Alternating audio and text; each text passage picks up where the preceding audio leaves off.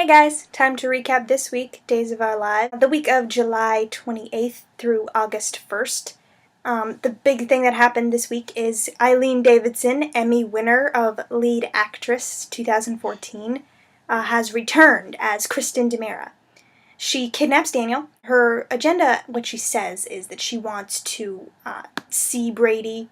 This goes on the whole week. She has him tied up in a chair, hands bound. She's just so coy, saying, I'm gonna get what I want, so you just better start talking. She has the room bugged, and she upgraded Daniel to a specific suite that's soundproofed. Kristen actually says, nobody can hear you scream! I can't believe I really got to say that.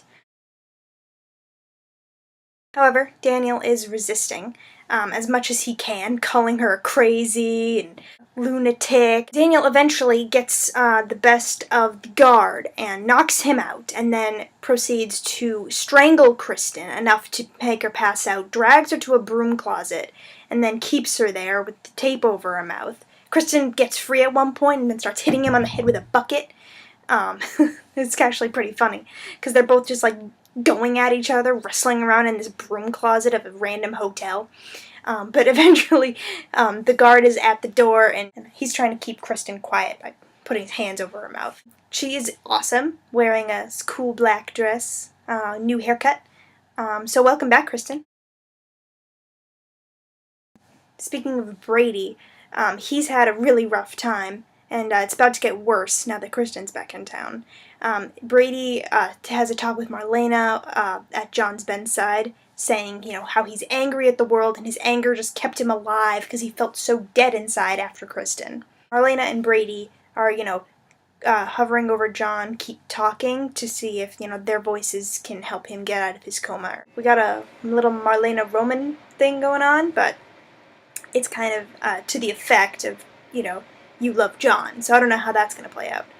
Brady also tells Teresa that he's going to put the annulment into action. She keeps saying that, oh no, I can fix this. Brady just needs some time, and no rush. So I don't know if she's going to have a plan. Eve finds out that she has a secret, because she overhears her talking to Anne, and Anne just, can tell Teresa's lying about something. So Eve blackmails Teresa to get her rare blood for the blood supply at the hospital for her surgery.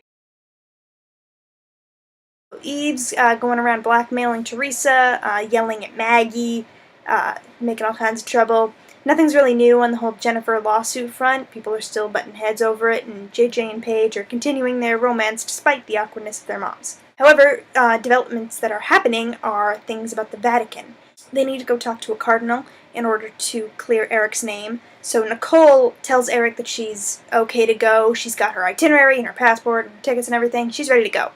Daniel makes a good point when he's talking to Nicole.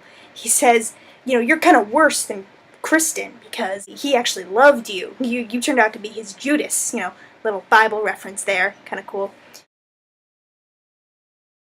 But Eric is, talking to Brother Timothy about his feelings because, he feels anger towards her, but he says, are you sure anger is all it is? Are you sure it's not love?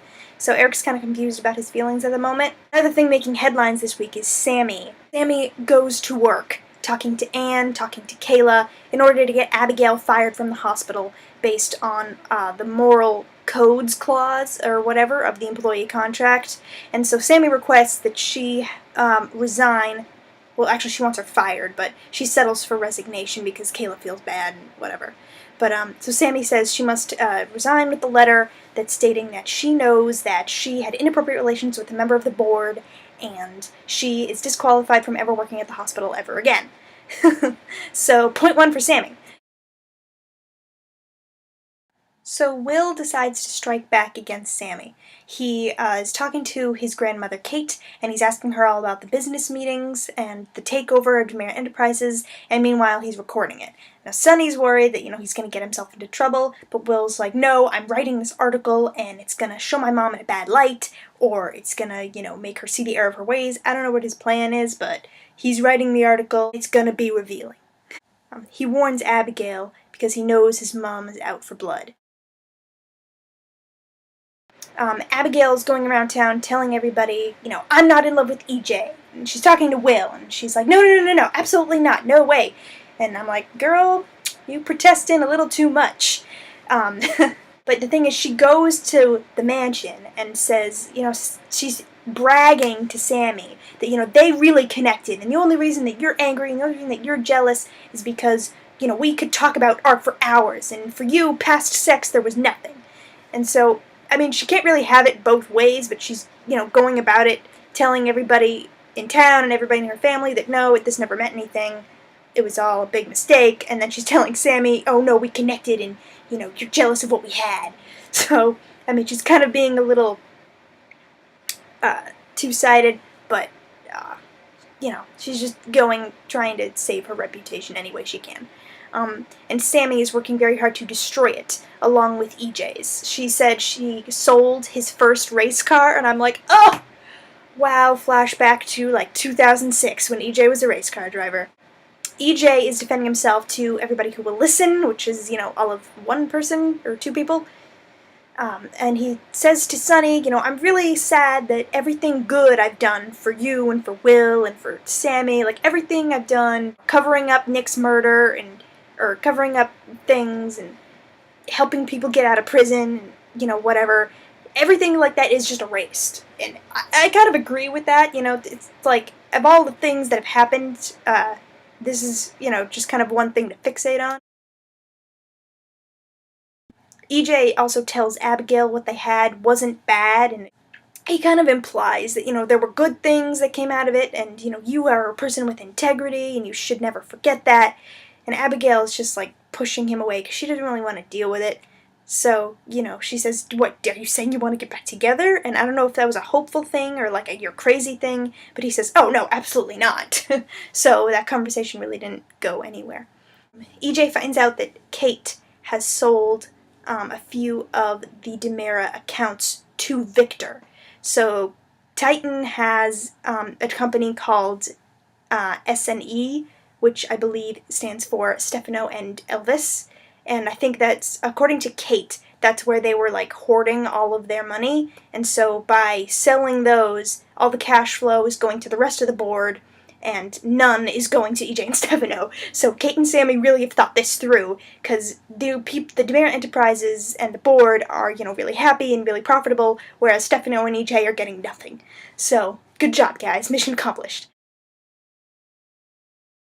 Kate is warning EJ to stay away from the company because she makes it clear that what he did to Abigail and what Stefano did to Rafe are the things that are motivating them to do this. Jordan, this week, is confronted her dad several times, and once she gives him an envelope with a check in it. This is obviously in an attempt to get him off her back, but of course, that's all he wants isn't money. He wants to get back at them or, get his family back, whatever he wants, so he ain't gonna leave.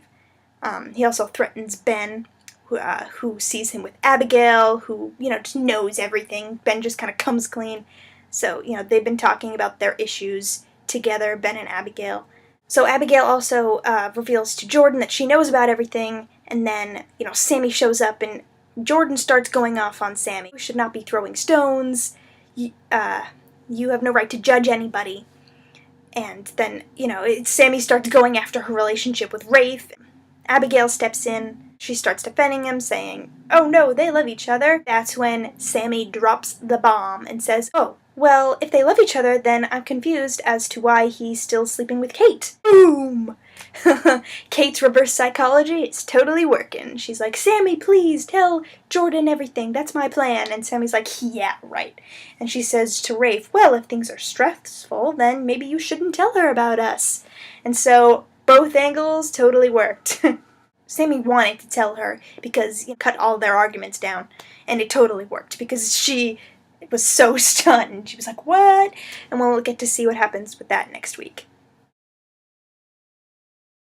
Okay, that's it for this week, guys. I hope you enjoyed Days, and tune in next week. Yeah.